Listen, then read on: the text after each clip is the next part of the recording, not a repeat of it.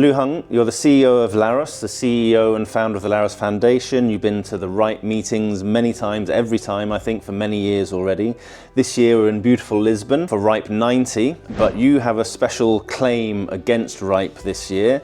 Tell us the details of that claim. Well, I don't have a claim against the RIPE. RIPE is a community, but I do have a claim against the RIPE NCC, the secretariat of the RIPE meeting. So the secretariat has decided, as one of the sponsors of the RIPE meeting, decided to forbid other sponsor, which is us, to sponsor this RIPE meeting, on the ground that we are having a dispute with another IR. That is quite an interesting position because LARUS is actually a member of RIPE NCC, and we've been long-standing community participant and supporting of community for many years. Another company which has no legal relationship with RIPE and to refuse our sponsorship sounds very much like a cartel and a monopolistic behavior. You have employed one of the top legal firms in Europe to look into this. Can you give us any details that they've discovered? Yes, we hired what we consider the best antitrust lawyers in the Netherlands. Mark is our legal counsel. Preliminarily, he said that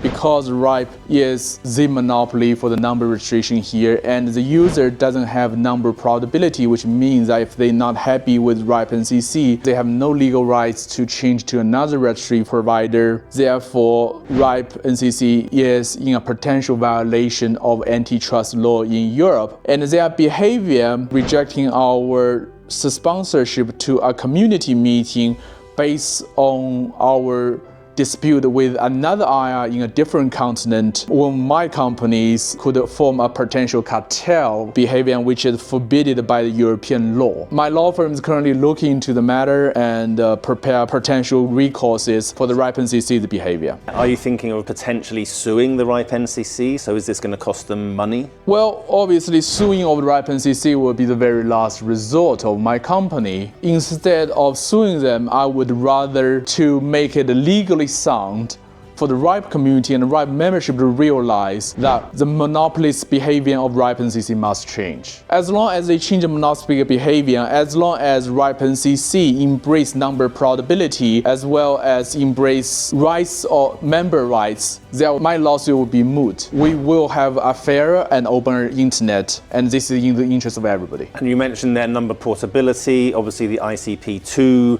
feedback sessions are ongoing at the moment. How important do you think that number portability is for any kind of IP address, ISP, cloud service provider? Just explain your thoughts about that. What people can do these days to help that come about. It's just like here in Europe, the number portability of your phone number is already implemented. It's the same concept for the ISPs and members of RIPE NCC. They should have the rights to their numbers, and their rights should be recognized by the contract with RIPE NCC.